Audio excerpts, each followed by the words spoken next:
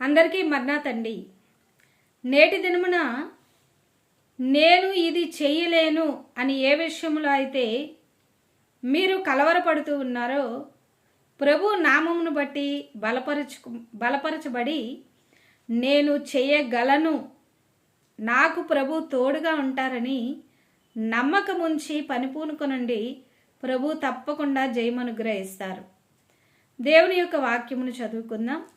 యెషయా గ్రంథము 49వ అధ్యాయము 13వ వచనములో మొదటి భాగము. శ్రమ నొందిన తన జనుల యందు జాలిపడి యెహోవా తన జనులను ఓదార్చి ఉన్నాడు. దేవుని బిడ్డలమైనటువంటి మనకు ఎన్నో శ్రమలు, అవమానములు, ఇబ్బందులు, అనారోగ్యములు, బలహీనతలు, ఎన్నో కలవరాలు, చింతలు, వేదనలు. అయితే దేవదాసయ్య గారు కూడా పాటలో వ్రాశారు, శ్రమలు ఉపకారము, శ్రమలే హారము, శ్రమలు ఆత్మకు శృంగారము, శ్రమలు లేనిదే స్వర్గము లేదు అని అయ్యగారు కూడా పాటలో వ్రాశారు. గమనించండి, శ్రమలు ఉన్నాయి, కానీ ఆ శ్రమలలో సహాయము చేసేవారు ఎవరూ లేరు.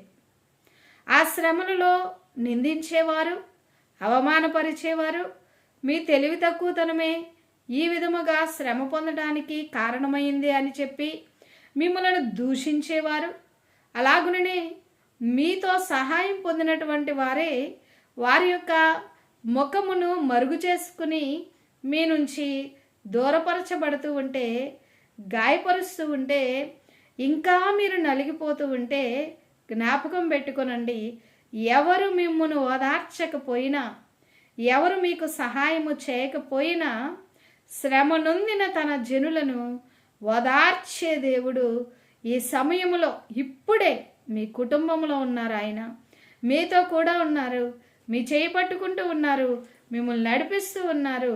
శ్రమ నొందిన తన జనుల యందు జాలిపడేటువంటి దేవుడు, సహాయము చేసేటువంటి దేవుడు. చూడండి, యోసేపు గారు కూడా శ్రమ నొందుతూ అలాగుననే అన్నల చేత దూషింపబడి, అవమానింపబడి, అమ్మివేయబడి, వెలివేయబడి, చూడండి అమ్మబడి, అలాగుననే ఒంటరిగా ఎంత శ్రమతో, నిందలతో, అవమానములతో ఉన్నప్పుడు తన భక్తిని కాపాడుకున్నప్పుడు, తన పరిశుద్ధతను కాపాడుకున్నప్పుడు ఎన్ని సంవత్సరములు శ్రమపడినా కూడా యోసేపు గారిని ఐగుప్తు దేశంలో ప్రధానమంత్రిని చేసి గొప్ప స్థితిని అనుగ్రహించి, ఎవరు అవమానపరిచారో వారిని యోసేపు గారి దగ్గరికి ప్రభువు నడిపించి ఉన్నారు.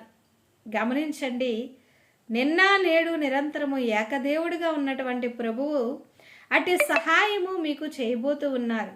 మన కొరకు సిలువలో ప్రాణమిచ్చినటువంటి దేవుడు, పునరుద్ధానుడైనటువంటి దేవుడు, ఆరోహణమై పరలోకములోనికి వెళ్ళి మన కొరకు నివాసములను సిద్ధం చేస్తూ ఉన్నటువంటి దేవుడు గొప్ప రక్షణ మీకు అనుగ్రహించి ఉన్నారు. ఈ శ్రమలో మీరు కృంగిపోవద్దు. శ్రమ దినమును మీరు కృంగి ఉన్న ఎడల మీరు చేతకాని వారు వగుదురు అని వాక్యము సెలవిస్తూ ఉన్నది కనుక శ్రమలో కృంగిపోకుండా ఆయన మహిమరాకడ కొరకు మనము సిద్ధపడవలసినటువంటి వారమై ఉన్నాము. ప్రభు కృప రాకడ పర్యంతము మీకు, మీ బిడ్డలకు, వారి బిడ్డలకు తోడయండి నడిపించునుగాక. ఆమేన్. చిన్ని ప్రార్థన చేసుకుందాం. మహోన్నతుడమైన తండ్రి, కృపగలిగిన దేవ, ఘనమైన దేవ, మీ నామమునకు స్తోత్రములు. ఈ ప్రార్థనలో ఏకీభవిస్తూ ఉన్నటువంటి బిడ్డలందరినీ కూడా మీరే ఆశీర్వదించి నేటి దినమున మీ సన్నిధి తోడుగా ఉంచి వ్యవసాయములకు, వ్యాపారములకు, చేతి పనులకు, ఉద్యోగములకు, బిడ్డల చదువులకు నైనా ప్రభువ కుటుంబంలో ఉన్నటువంటి శ్రమలన్నీ కూడా తీరిపోవట కొరకు మీ దీవెన అనుగ్రహించండి. అనారోగ్యముగా ఎవరైతే మంచముల మీద ఉన్నారో, నాయన బలహీనతలతో ఉన్నారో వారందరినీ కూడా మీరే బలపరచండి. ఆత్మీయ స్థితిని వృద్ధి చేయండి. వాక్య ధ్యానముతో, రాకడ తలంపుతో, రాకడ సిద్ధపాటుతో, రాకడ కొరకు సిద్ధపడే ధన్యత దయచేయండి. దినదినము మీకు దగ్గరగా చేరుతూ పరలోకము కొరకు సిద్ధపడే ధన్యత మా అందరికీ అనుగ్రహించమని పెండ్లి కుమారునిగా మహిమేఘం మీద రానయ్యున్న యేసుక్రీస్తు ప్రభుల వారి నామంలో వేడుకుంటూ ఉన్నాము పరమ తండ్రి. ఆమెన్. దేవుని కృప మీకు మీ బిడ్డలకు తోడేయండి నడిపించును గాక. ఆమెన్. అందరికీ మరణాత.